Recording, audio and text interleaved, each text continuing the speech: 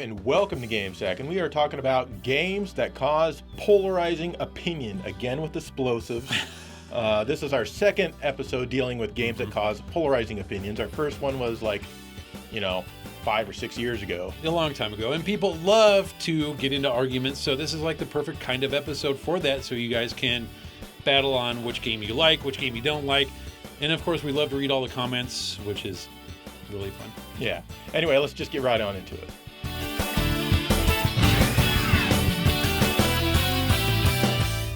Here's Call of Duty Black Ops 3, developed by Treyarch and published by Activision in late 2015.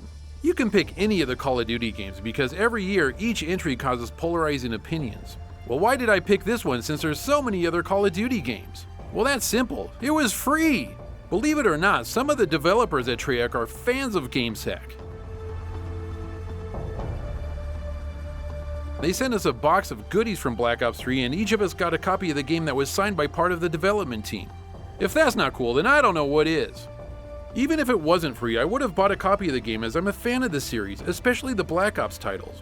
As everyone knows by now, this is a first-person shooter. The game has several modes of play, from a campaign mode to zombies to multiplayer deathmatch games and much more.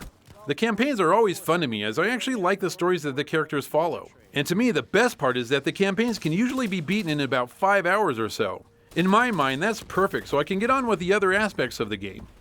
Zombies is a nice side game where it's you and possibly a friend trying to survive wave after wave of zombie attacks. It's fun and it gets very challenging. This is a great mode to play on Halloween night, or any night actually. The big draw for the vast majority of the people who play these games, including me, is the online multiplayer modes. There's a whole laundry list of game modes that you can play, but I always have the most fun playing Team Deathmatch. I've actually lost track of time playing this mode in the past. Before I knew it, 4 or 5 hours have gone by and it feels like it was only a few moments. The multiplayer maps here are awesome. They're all interesting to play on and feel very different from each other. People seem to always say that first-person shooter games are drab and full of dull colors, but not here. These maps are very colorful and really fun to just snoop around and look at all the detail. The only constant is that you're killing and being killed. The controls have always been spot on, and if you aren't the one doing the killing, then it's something that you're doing wrong. I'm by no means good at these games, but I really do enjoy playing them. This is a hard thing to talk about with GameSack viewers since the only first-person shooter episode that we did was one of our least viewed. It's still under 40,000 views and it's almost 6 years old. So why does this game cause such polarizing opinions? You wouldn't think it would, given that this game was the best-selling software title of 2015. I mean, the game came out in November and still managed to claim the best-selling title for the entire year. People say that it's the same old thing released year after year and it's nothing new. Now, if you're talking about Madden football, I'd agree. But Black Ops, while yes, having the same first-person playstyle every year, is essentially different with each release. Different weapons, different perks, and different kill streaks. Each game also has its own unique storyline and campaign mode. So the argument of a rehashed game every year doesn't hold water for me. People also say that these games have no depth to them and it's just shoot, kill, die, rinse and repeat. I say to that, since when does every game need depth? Arcade games from the 80s had less depth than a current Call of Duty game, but we managed to keep pumping quarters in them without thinking about it. Is it because people just aren't a fan of the genre, or do they just like to hate on things that are massively popular? Either way, the series has some serious haters and also some serious diehard fans that'll never agree to meet in the middle. One more thing that this game introduced that's surely polarizing is the ability to buy in-game COD points with real money. COD points let you buy supply drops that may or may not have a weapon included. Normally, to get a supply drop, you have to spend crypto keys which you earn over time playing the game. But you can also pay real money to speed up the process and hope to get some of these new rare weapons faster than it would take to earn them. It's just the next step in microtransaction that's trying to bait you into spending more money. If you fall for it, then you can easily spend more than double what the game costs at retail, and you aren't promised anything rare since it's all set up by a random generator. I, on the other hand, will never spend real money for something like this. I mean, really, that's part of the fun, is feeling that you've earned a new weapon when you unlock it. Plus, there's already enough weapons that you can unlock in a short period of time to keep you happy. Personally, I'm a fan of Black Ops and Call of Duty, and I enjoy seeing the new additions from the previous installment. All right, everybody, here's something kind of cool we got going on. We got an interview with Yoshi. He was a former developer at Treyarch, who, as you know, made Black Ops 3. One of an amazing game, in my opinion. I like it a lot. So thanks for coming on. And so you were a developer. What do you do now? Still similar field. I'm a 3D artist, 3D generalist.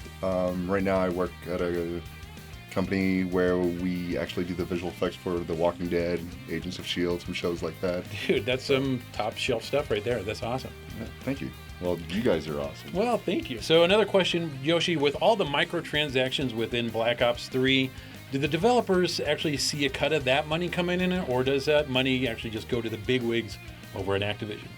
Actually, with Activision Blizzard, you guys can Google it as well. It's public knowledge. They do like a profit sharing thing. So the employees, the artists, everybody does get a piece of that pie. Okay. So if the game does well, everybody's happy. Good. Well, that makes me feel a lot better about the microtransactions. Not necessarily that I'd actually do that, but it makes me happy knowing that's just not going up to some CEO or something. Yeah, I was happy to learn that too when I started there. Yeah, That's imagine. awesome. Yeah, It's great. All right, Yoshi, we got to know this. What do the people at Treyarch think about this game causing such polarizing opinions? Thankfully, myself included, when I was there, people take it in stride. You know, they understand that not every game's for everybody, but obviously, being one of the top 10 selling franchises of all time, I don't think it bothers them too much that some people don't like it. Right, well, that's true. I mean, you know, we stated the fact that this was the best-selling game of 2015. Yeah. So. And that came out way late in the year, too, so.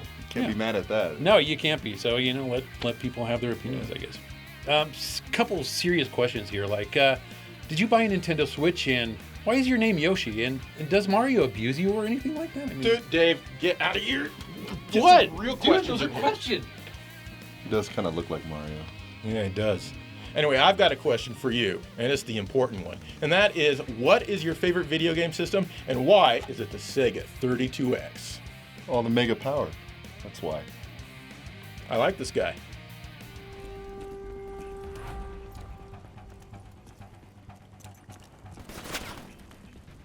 Suppressors, second level. If you want to get creative, you can use remote hijack on those turrets.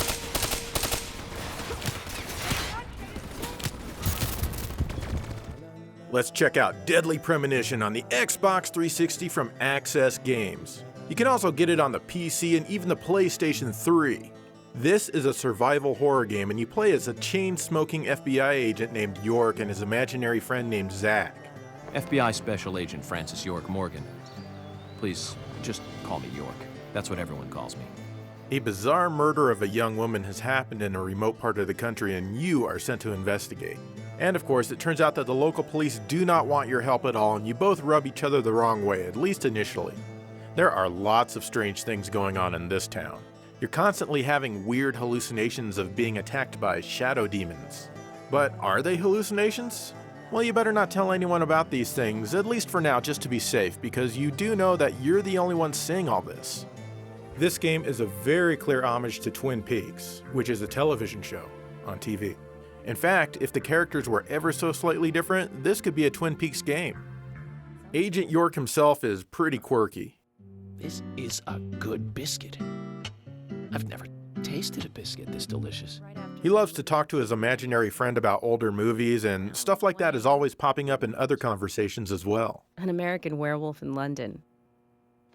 Directed by John Landis, 1981. The characters and the dialogue are all very well written in my opinion. That is, just as long as you try not to take it too seriously. Much of the game takes place in an open world environment. You can drive wherever you want, go to shops, and things like that. One thing that definitely sucks though is the driving, because there's no GPS. Looking at the map is kind of a pain, and the town is much bigger than you think. During non-critical portions of the game where you're just putzing around for the hell of it, you've also got to keep an eye on your gas and refill it if necessary. You also have to worry about food and even getting enough sleep. What's weird is that food can be found all over the place, like this turkey sandwich in this nasty locker inside an abandoned lumber mill. Tasty. Or you can buy food from vending machines. Look at that, a lollipop for only $24 and some crackers for only $35. Good thing you get paid a lot. Not only do you get your salary after each chapter, but you can get money from doing random things, like collecting these medals that are just sitting there. Even smashing crates with steel pipes gets you cash. That dude smashed up a crate again, better slip $5 in his pocket. You do get fined for misbehaving though, like pointing your gun at someone you shouldn't. There's lots of different places that you can sleep as well, some of them being pretty nasty, but hell, you don't care. The good news is that the rest of the world happily waits for you while you sleep. But many events happen between specific times and you've got to make sure you're there, so be careful. There's many different episodes and chapters in the game, and I like how when you load a save file, you get a recap of the previous episode. Kind of like Alan Wake, but this game preceded it by a couple of months. To Greenvale. I'm the sheriff, George Woodman. Call me George. There's definitely something in this town. Do you feel it, Zach? My coffee warned me about it. The action scenes are pretty cool, but the shadow people make some pretty funny sounds.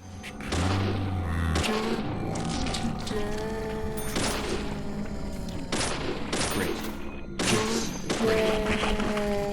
I saw you, I don't want to die. The action is easy to control and there's no real issues here.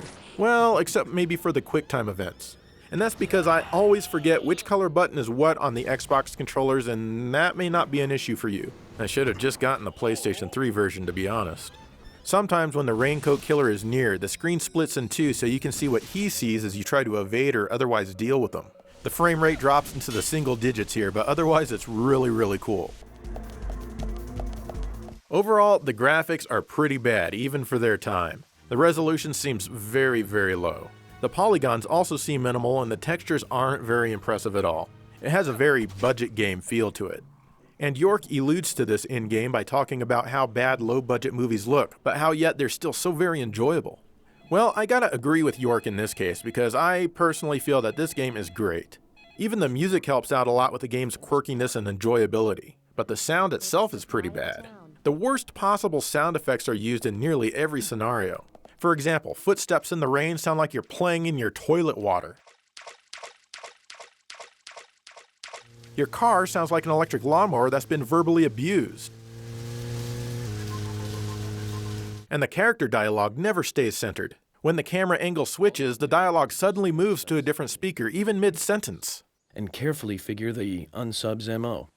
Modus operandi, his way of thinking. This is just bad sound design, and the voices should always remain centered in scenes like these. Also, the music is way too loud. You'll want to turn it down to 50% or even less for a more proper audio mix. Critically, this game did not do tremendously well, and it was split nearly down the middle between positive and negative reviews.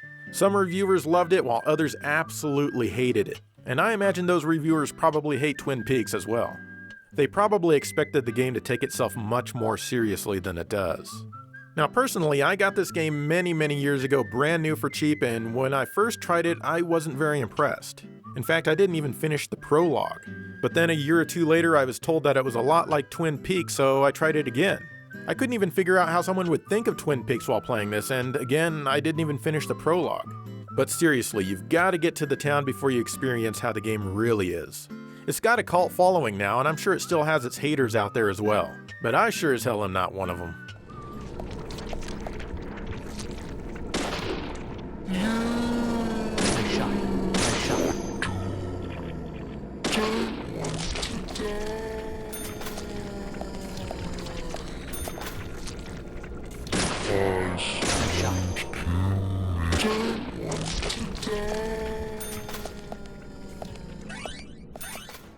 This is Star Fox Adventures, previously titled Dinosaur Planet by Rare, released for the GameCube in 2002.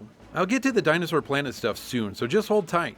Anyway, 8 years after the defeat of Andros, the Fox team finds themselves wandering the Lilat system waiting for their next big mission. Eventually they do get one, but it's not the sort Star Fox or his fans were really hoping for.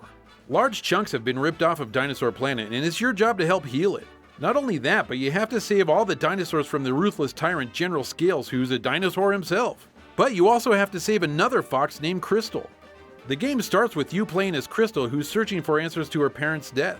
She responds to a distress signal, and after a short while becomes encased in Crystal herself.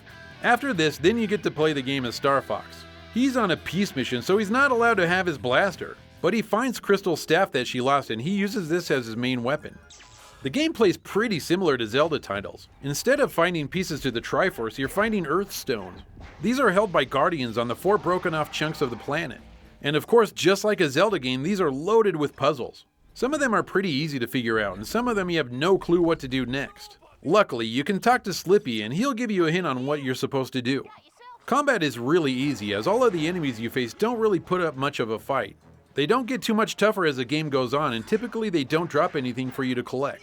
Luckily, you can just bypass most of them if you don't feel like fighting. As you make your way around, your staff gets upgraded to shoot fireballs and can also launch you to higher platforms at certain points. Doing these things will deplete the power bar that's under your health hearts.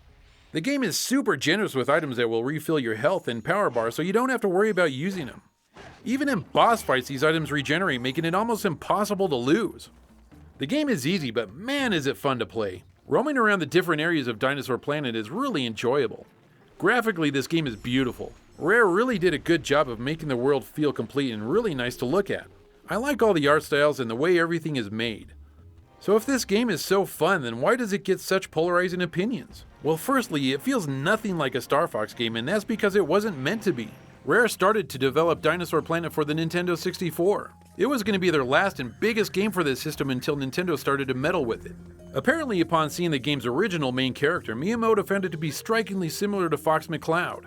He then pushed to make this game a launch title for the GameCube and to have it revolve around the Star Fox universe. Rare went along with this and rewrote the whole plot for the game to accommodate the change. The only thing that was added that actually felt like Star Fox were some flying missions. These feel totally tacked on and serve no real purpose. The goal of each of these is to fly through a certain number of gold rings, and that's it. So the flying Star Fox game that everybody was hoping to get turned out to be a Zelda clone. Sure, Star Fox fell out of place here, but the game is really fun to play no matter who you're playing as. Just look at it as a side quest to a Star Fox game and it makes it easier to enjoy.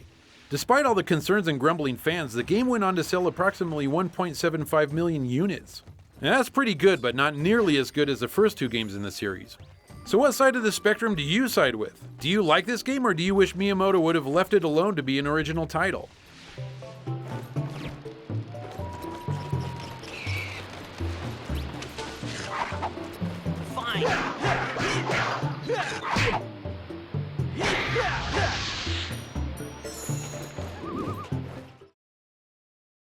Well, Dave, can you believe that any developer actually likes our show? Joe, it is very hard to believe. I mean, it's hard to believe anybody likes our show, let alone a developer. You know, that's like a new level for us. We're moving on up here, aren't we? I hope so. Anyway, we've got more games that piss people off or make them really happy. Let's get back into it.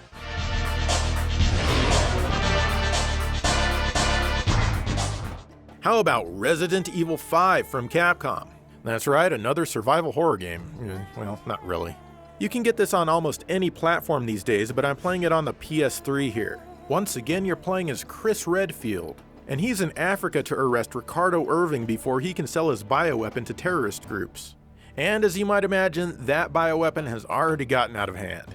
People have been turned into horrendous mutants, all bent on killing you in particular. You immediately team up with your new partner, Shiva, and she helps you out through the entire game. Chris Redfield. This one plays more as a third-person shooter than a survival horror game, really. And that's the first problem that a lot of people have with it. Though many Resident Evil aspects are still here, like the item management and whatnot. That said, a lot of people blame Resident Evil 4 for taking a more action-oriented approach to gameplay. But this one ups the ante tenfold so that it barely even resembles a Resident Evil game. For example, this one forces co-op throughout the entire game. You can either play with another person online or let the CPU control the second character. So now you need to worry about Shiva's health and inventory in addition to your own. Fortunately though, you can share inventory and give each other things as needed. But honestly, it really does take away almost any sense of survival horror since you're not creeping around desolate places all alone. The enemies, of course, are still very Resident Evil-ish, and they get even more strange and difficult to defeat the further you get into the game. Throughout each area are tons of supplies to uncover and use. You also don't need to be afraid of dying much anymore, as often Shiva will come in right when you lose all of your life and save you. She might even give you some ammo if you've run out. She'll often do this again and again, despite the fact that she has absolutely no healing items and absolutely no ammo in her inventory. However, it's a lot harder to keep her alive, and if she dies, game over. Yeah, I can kinda see why a lot of Resident Evil fans were upset with this one. Capcom was clearly trying to get their foot in the door of the lucrative third-person shooter market that Uncharted helped make popular. It was no longer about exploration and item management. Now it's just a bam, bam, bam, kill 'em all adrenaline action game! And one where you need to constantly babysit another character. Despite all this, I still enjoyed the game and played through it entirely back when I got it. Going through many of the chapters again here for this review, I find myself not remembering much of it at all. Well, actually, I do remember the swamp mission going around trying to find all these missing pieces. I remember it being kind of annoying, actually. But other than that, really, the game just isn't very memorable. I still remember most of Resident Evil 4 despite only being through that entire game once. This one just doesn't fare so well. But it does have some really damn good graphics for its time. Also, Chris must have been working out because his biceps are freaking huge. Like, so big that they'd probably impair his mobility in real life. The sound and music are decent, but they're also pretty unmemorable. The control is fairly responsive, and once you get used to everything, you shouldn't have much of a problem getting through the game. And as you can probably tell, I haven't quite reacquainted myself with the controls yet. Oh, and some people tried to deride this game as racist. Hello, it's not. Anyone who legitimately thinks it is not living in a healthy reality. So, do I recommend this game? Sure, if you can find it for under $20, I'd recommend it.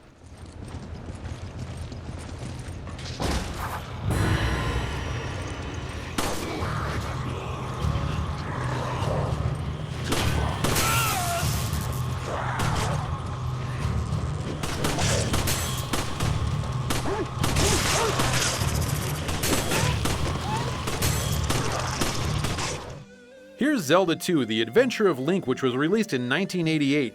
It's up to Link to again save the Princess Zelda, who's been put under a sleeping spell by a magician. To do this, he must fight all the Temple Guardians and get the Triforce of Courage, which will help him wake Zelda up from her eternal slumber.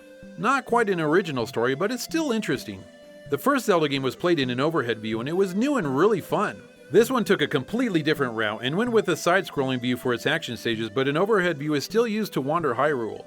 On the overhead map, enemy icons will appear and you can run into them if you want to fight. These battles are almost useless as most of the time they render very little experience and lots of frustration. Like this one here. I'm thrown into a side-scrolling view ready to fight an enemy, but there's no enemy to be found. What's the point of this? There's other features that have changed, like there's no longer any currency and you don't buy anything. Things like your sword, magic, and life are all leveled up with an experience system. It's simple and it works, but it can be a pain. It really hurts when you die and have to continue. Link has 3 lives, and when they're spent you can continue, but the experience points that you've worked so hard to get to drop to 0 and it's very frustrating. But on the other hand, if you want to, you can do some grinding to help level your attributes up a bit quicker. These skull things in the dungeons are worth 50 experience points, but they take a while to kill. They take up to 100 hits or so depending on the level of your sword. Other items, like the ability to jump higher, are given to you by this bubblegum chewing wizard. Or you'll find them in the game's dungeons like this glove.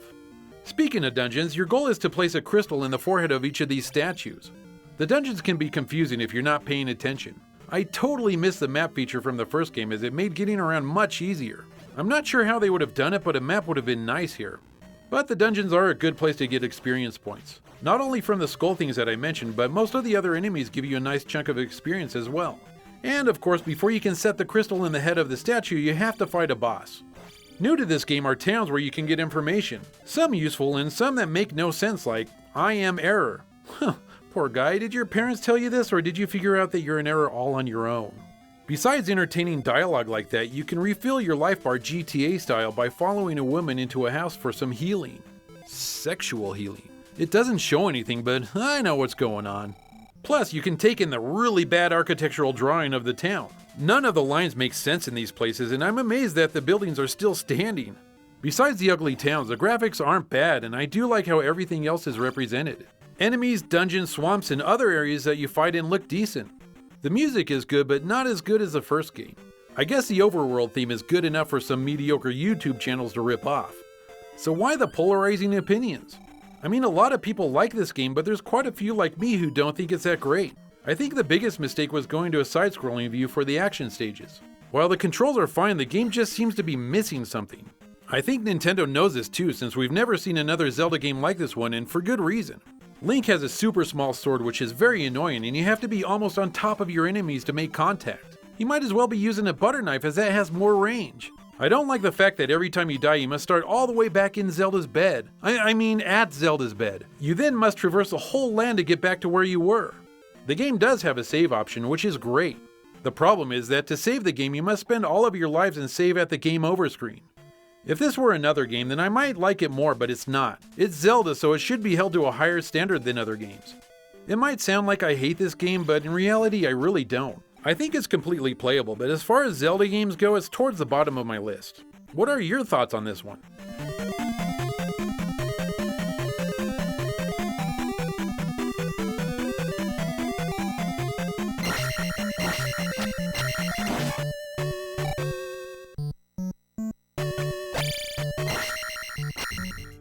I often find that people's opinions differ greatly on Chrono Cross for the PlayStation. This 32-bit RPG is a follow-up to the smash hit Chrono Trigger for the Super Nintendo. This game is presented more like Final Fantasy VII with pre-rendered backgrounds to wander around going from screen to screen. It also features newly designed battles that make use of hit percentages and elements.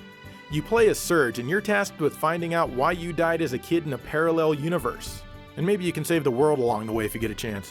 Like Chrono Trigger, the battles aren't random, and you can even avoid many of them if you want to. The fights themselves rely on 3 different attacks, each with a different chance of hitting your enemy. The higher the chance of hitting, the less damage it'll do. And elements are your magic for this game. I bought this one back when it was released, having never played Chrono Trigger before it. I've got to be honest and admit that I've never beaten this one. I stopped playing after 23 hours because I was kinda getting bored. It was still good enough for me to spend nearly an entire day of my life on though. However, a lot of people don't like that this game is so different from Chrono Trigger. There's people who don't like the story, people who don't like the battle system, and just people who hate the game as a whole.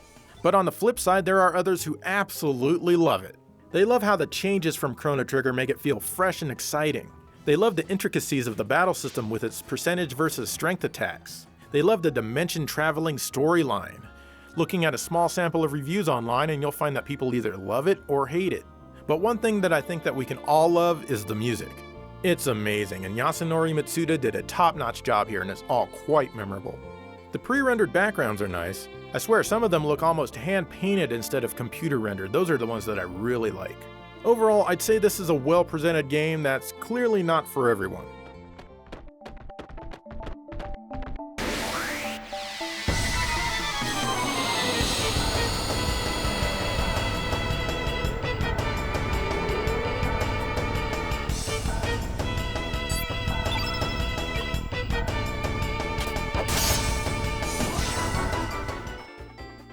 Another game that's really polarizing is Knuckles Chaotix on the Sega 32X. I've pretty much said all I can really say about this one, so I'll try to keep it short. But let me tell you, there are lots of things about this one that rub people the wrong way. For one, Sonic isn't even in this game and it stars Knuckles instead. Spin-offs of popular franchises tend to not do as well, but they may have done this because of the odd rubber band gameplay mechanic.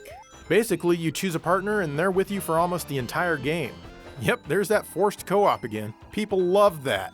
Your partner is linked to you via magic rings or some other such nonsense. Of course, this makes navigating the maze-like stages cumbersome and often very annoying. You'll encounter a lot of 32-bit bouncing action like this. Sometimes though, you'll need to use your partner to open passageways or load a spring. Honestly, with a little tweaking, this game could easily play as a single-character game.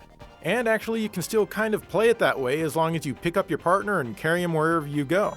Suddenly, the game's slowdown disappears and it almost feels like a regular Sonic game. Now, you can't attack like this, but there are barely any enemies in the game to begin with, so whatever. Still, I grew to eventually like this game, and a lot of other people out there like it as well. But many people actually hate it, and I mean with a passion. In fact, each time I play this game, I generally don't like it until I get used to it again. So I can definitely see where people are coming from. And again, we can all agree that the music is fantastic. Seriously, this game has some of the best music in the franchise.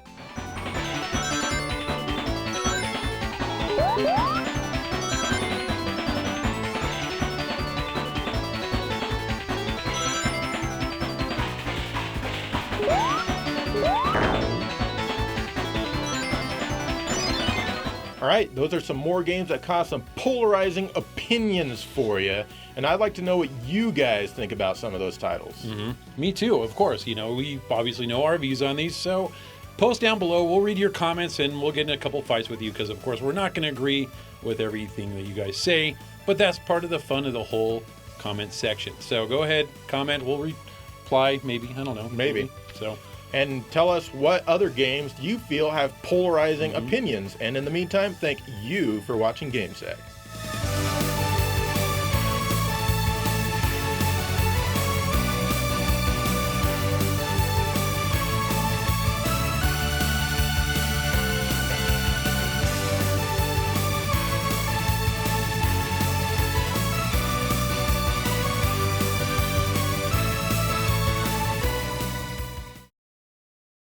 Alright, Joe, we got this awesome copy of Call of Duty here, man. I figure you and I could play together. You want to play some FPS with me? No, I do not, Dave. I hate Call of Duty. I've always hated Call of Duty. You hate Call of Duty? Yes, I do. How could you hate this game? If I had a developer here, would you tell him to his face that you hate his game? Damn straight I would. Well, you're lucky, because I've got one right here, buddy.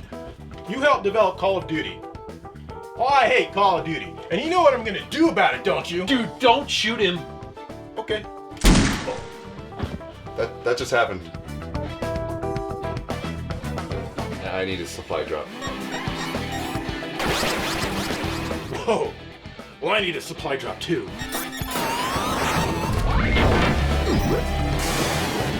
No! Wrong drop! Wrong drop! Nice.